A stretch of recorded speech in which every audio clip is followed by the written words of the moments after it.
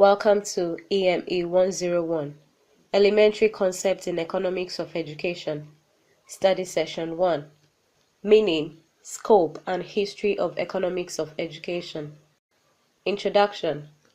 In this study session, you will explore the history of economics of education.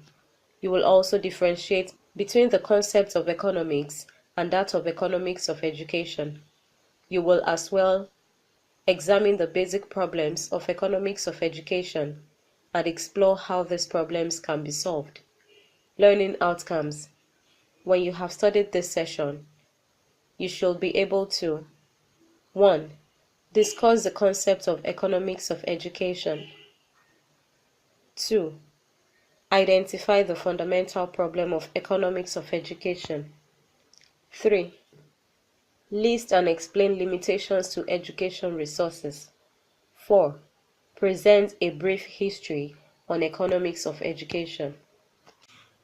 Meaning of economics of education. Now that you are preparing to manage education, you will be taking this course, and it is important that you familiarize yourself with key concepts in economics of education. You will start your study by looking at the following definitions: economics, education, economics of education, education economics. Defining economics. What do you think economics is? The study of money, wealth? You are not too far. Let us examine how others have defined economics. According to the Quality Assurance Agency for Higher Education, economics is the study of the factors that influence income, wealth, and well-being. Economics concerns itself with how society chooses to allocate its scarce resources among competing and conflicting alternatives so as to arrive at the most rational and desirable outcome.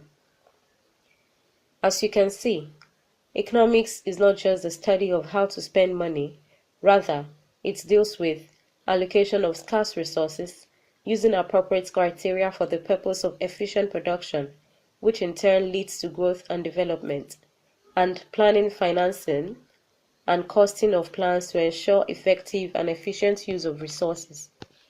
Having understood the meaning of economics, let us now attempt to examine what the term education connotes. Defining education. Let us look at the following definitions for education. Education is any act or experience that has a formative effect on the mind, character, or physical ability of an individual. Nyerere 1982 presented that education is the transmission of accumulated wisdom and knowledge of the society from one generation to the next, so as to prepare young people for their future membership of the society in which they find themselves. Education thus refers to that form of learning which leads to the acquisition of knowledge, skills, and attributes, which enables one to adjust and contribute to the environment one finds himself. Education takes place in formal settings, such as the type received in schools. It also takes place in informal settings, such as a home, as well as the non-formal environment. Now that we have established the meaning of economics and education, how then do we describe the meaning of economics of education? This is our next focus. Defining economics of education. As you can see, there is no single definition for economics or education. So how can we attempt a definition of economics of education? Let us first examine how these terms apply to each other. In doing this, we will study the case study presented below. For the sake of this course, let's define economics of education as the study of how stakeholders in education make or approve choices within available but scarce resources in a bid to achieve best educational outcomes. Your definition was probably not very different from the one we gave you. The important thing is to keep in mind that economics of education applies economic principles and concepts to the process of education. Our focus in the next subsection is to examine what are the fundamental problems confronting the discipline called economics of education. The fundamental problems of economics of education. There are three decision makers or stakeholders in the educational system. These are the society, the institutions or providers, suppliers of education, and individuals or households, purchaser of educational services. The twin problem of scarcity and choice face these major stakeholders. The fundamental problem of the economics of education is how the society, institution, and the households make use of the limited human and material resources they have to best satisfy their unlimited wants for education. The solution to the fundamental problem requires the application of certain economic concepts which shall be dealt with in this course. Limitedness of education resources. Resources such as men, money, materials are limited in supply and serve as inputs in the educational system. These inputs include men, teachers, policymakers, non-teaching staff, materials, students, raw materials, teaching and research materials, teaching aids and other equipment, money, cash, check and banknotes, management, policies, plans, programs, timetable and educational laws, and time.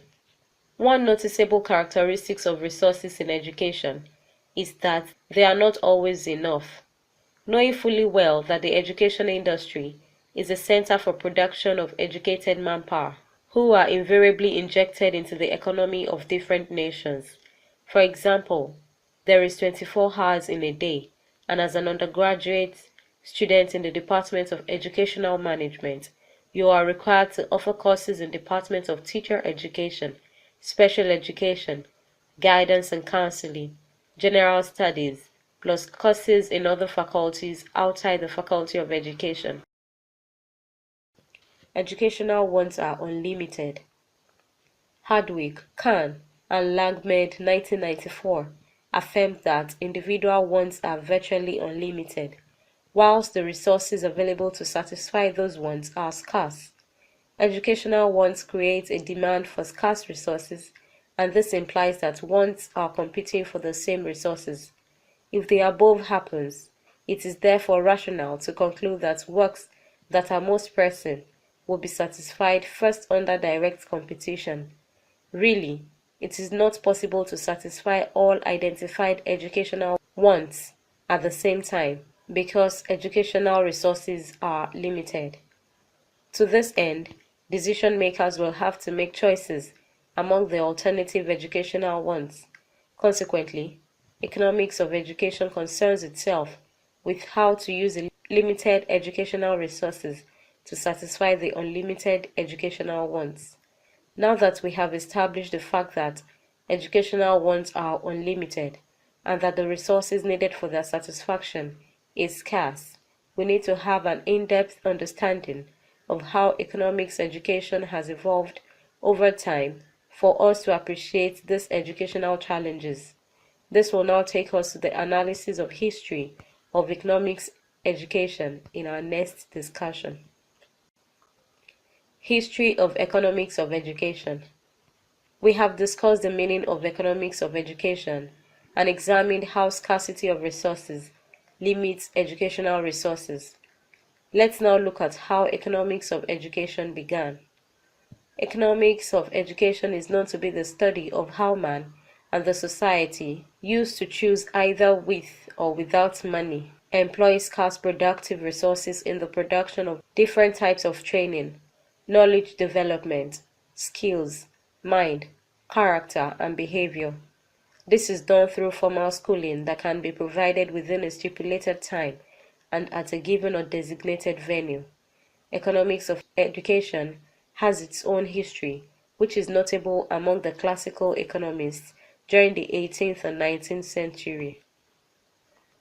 The classicalists believe that education has great relevance, especially as a form of national investment, which will yield returns which can be pecuniary, monetary, or non-pecuniary, non-monetary.